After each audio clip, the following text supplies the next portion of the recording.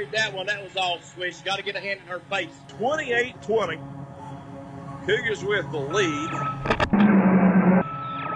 Presented by Altec. Altec is committed to If this crowd that's fighting the cross right now, if they only understood, they'd quit fighting. If they only understood the great transaction that took place yonder at Calvary.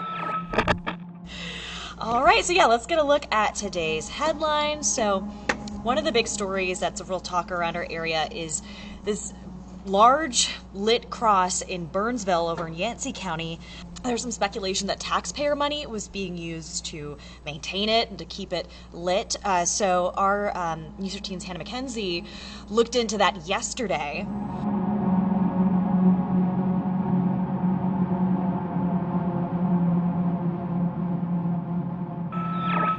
The lights stay on 24/7, but the cross isn't visible until the sun sets. A cross controversy in Yancey County. I don't get into that stuff.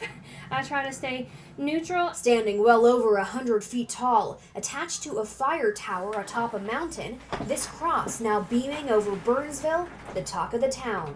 I don't see how anybody could say that that was an eyesore to Burnsville. It's been around for 60 years, but newly relit, it's creating quite a buzz. Plenty love it. This one's one that says, "This little limelight, I'm gonna let shine." Mark and Michaela Isaacs even making and selling t-shirts in support of the cross. $5 is going towards keeping the maintenance and light on. Others calling for its removal. I personally am not a huge fan of it. Steve, preferring not to give his last name, somewhat leading the charge. We're just hoping that we get enough of our message out there that people will back us and, and hear it, and maybe somebody in the state will eventually hear it and come into the county and look into what's happening. The county went ahead and before Christmas they put it up there, and the fire tower is on state land, and plain and simple, it's just a First Amendment violation. Right, because if you think about it, the taxpayers are funding that, and taxpayers are people of all kinds, all religions, all races, and not everybody will be in support of that. So.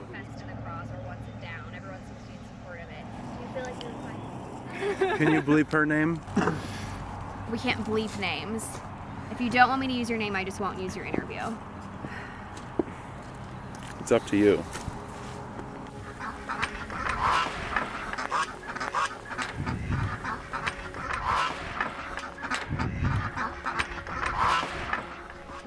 Last year we did 2 hogs, so that's been pretty much what we're eating is all the pork that we raised last year.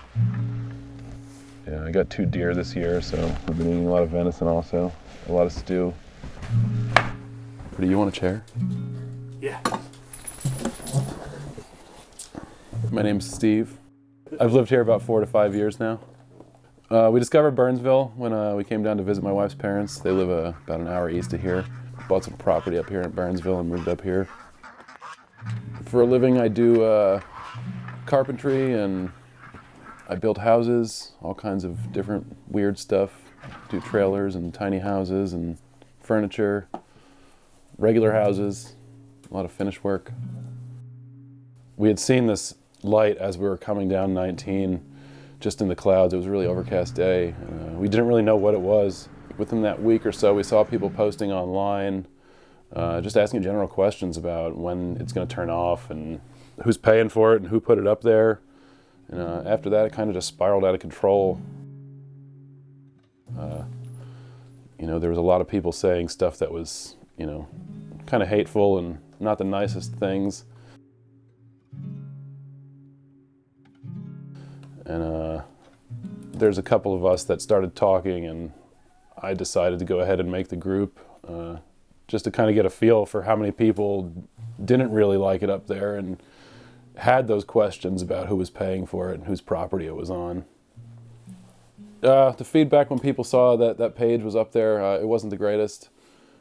People were pretty angry about it. They thought we were trying to attack their religion, and it really is not about that. It's just about the fact that it's a religious item, paid for by the county. So far we know that it's on state land, and the county's paid for it. They provided receipts that they paid for all the lights in the beginning to retrofit them and turn them into LED. And they also gave us receipts showing that they got paid back for it, but it's just kind of strange because they're just handwritten receipts that say anonymous donor, and they were a day before we had a meeting with the county manager, which just kind of shows that they really didn't have any intention of going ahead and paying for it until somebody actually complained about it. And they realized that there were so many people that actually, had some sort of issue with it. I definitely see it has made a divide in the community, and I feel like it's kind of brought out people that kind of have some hate in their hearts and are kind of a little bit bigoted. And I kind of feel like this has become apparent, and these people have made themselves, apparent in this community.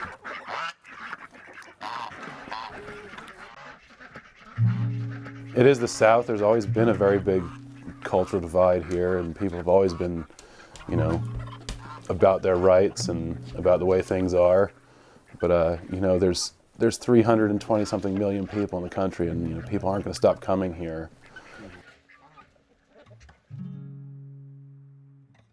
I don't see how people saying that outsiders coming here is hurting anything, because people are bringing in businesses and they're bringing money here, and this town has been in magazines because of the things we have here, and it's an outdoor destination. And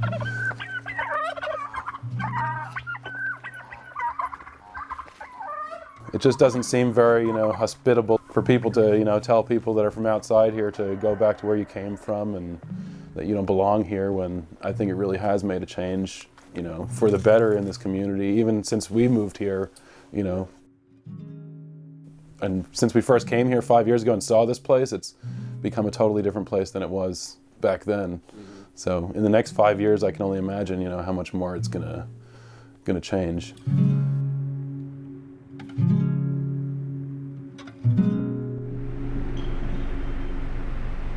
We even told them at the county managers meeting that nobody wants to take it down. Like they're allowed to have it up there. Like for Christmas displays and holiday displays, they could have it up there. Like that's a legal right that they have. Right. But I think just their resistance to any sort of compromise or change back then just made it spiral into something much bigger. Because if it didn't hit the news in Asheville, a lot of people would never have contacted, any sort of nonprofits or anything like that. It never would have gotten to that level. Sure. And now they have bigger problems to worry about. And that wasn't the idea in the first place, Yeah. The idea in the first place was just that everybody should have the same equality, And that's what everybody was saying. Is you can't just have the cross up there. If you're going to have that up there, you have to have any other religion symbol that wants to be represented. And if you can't, then you can't have anything up there. And that's the biggest thing too that I just don't understand is now that they've seen that people have an issue with, a lot of people I guess probably do have an issue with it because it is a cross, like not me personally and not anybody I know, but I'm sure there's people in the group that have a problem with it because of that. But just now there's these people that are out there saying like, F you, and we're just going to put these things up all over the place and you can't do anything about it. It's just that they're using religion now to spite other people, and it just doesn't seem right to me, Like, I feel like people don't see the irony in that.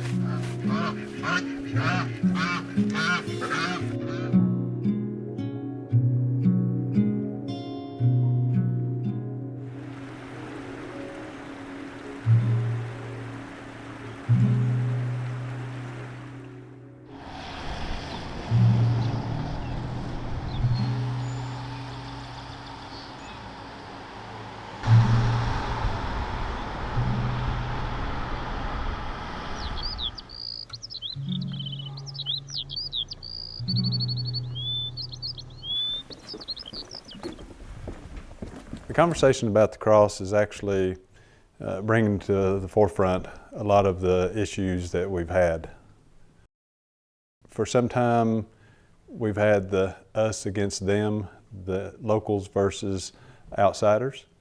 We've had in the national arena, we've had the liberals against the conservatives, and that's kind of filtered into this area, whether people want to admit it or like it or not, which actually ends up pitting neighbor against neighbor.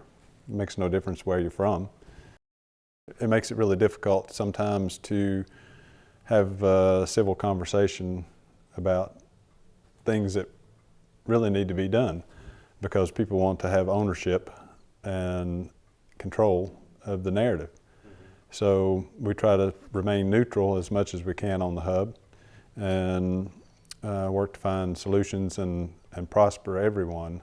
There's absolutely nothing wrong with having your heritage and being proud of that.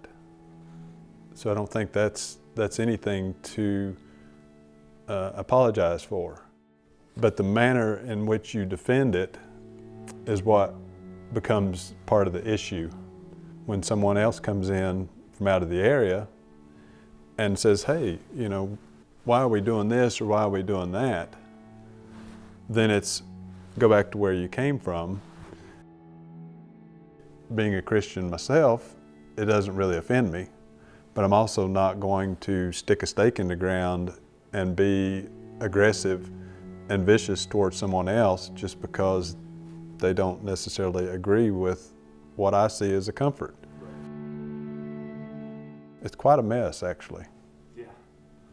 And I think that it's going to have long-term damaging effects that, you know, just because there's a light on a hill doesn't mean that there's light in the heart.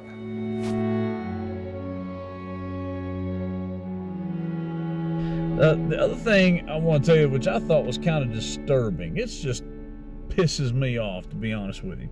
And if this guy has a problem with the cross, I would probably suggest he just turn his head and look the other way. Keep your eyes on the road and quit looking at it, or go to a church and find out the real meaning of that cross. That would probably be the best thing for you, Mr. Steve. Should you be a pushover? No. I think as far as from the local standpoint, I think a lot of it boils down to the fear of becoming irrelevant. It's one thing to do what you do day to day, but for someone to come in and question you why it is that you do that the way you do it, then it becomes offensive because you have to think about it. And whether or not you agree with that assessment or not, you think about it and you're confronted with that. And I think that's kind of part of where the rub comes in.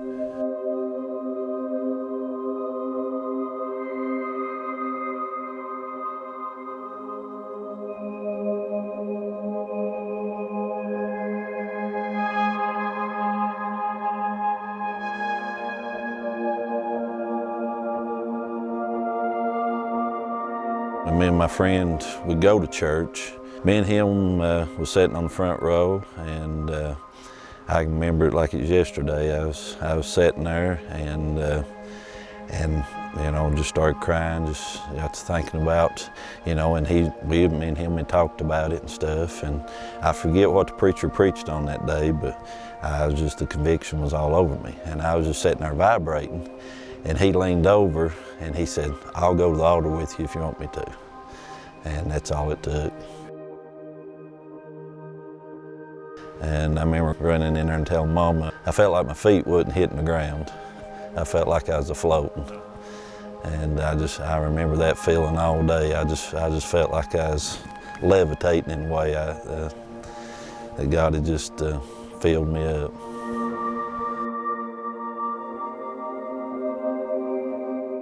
Growing up in Burnsville, I guess I've always had family and stuff that were strong Christians.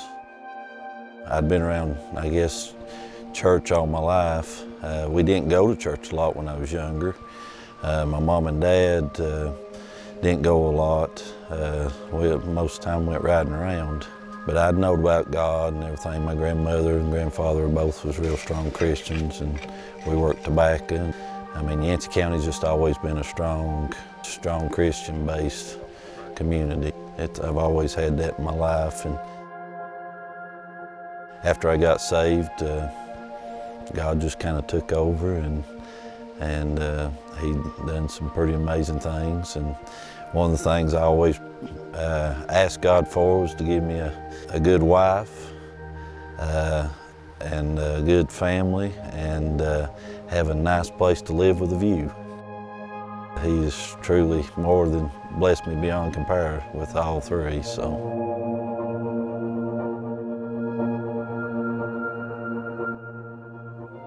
Years ago, it was a woman, we had done some work on her property, and at her entrance of her property, she had a sign that said, "Thank you, Lord, for all that you've given me." And I've always remembered that. I wanted to put something just so when people come, you know, they just know that God has given me what I've got.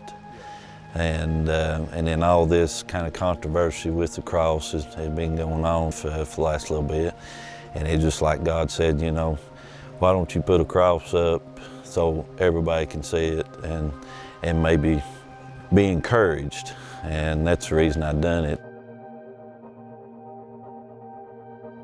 You know, there's a lot of so-called Christians out there that do make a bad name because, you know, that's not the Christian way to threaten them and tell them, you know, we're gonna run them out of town. I got to thinking one day when all this came out is what the cross really means to me. And, you know, when I look at the cross, you know, I think about what Jesus done for me and what he saved me from. And it's, you know, when I look at it, I see my redemption. God just laid it on my heart to put something up that might be an inspiration.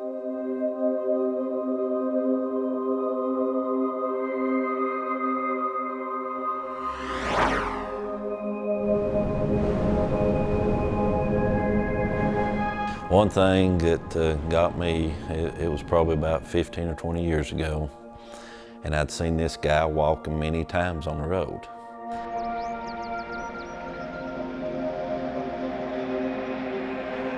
So I pulled over and I said, "You want to ride home?" And he said, "Yeah."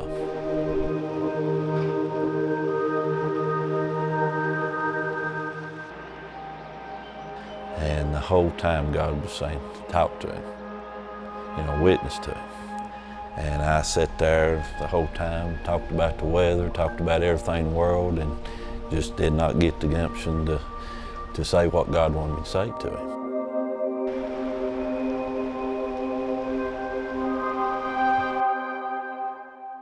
I think it was a week and a half later, they found his body in the ditch. He had had a heart attack walking, and somebody found him. He was laying in the ditch.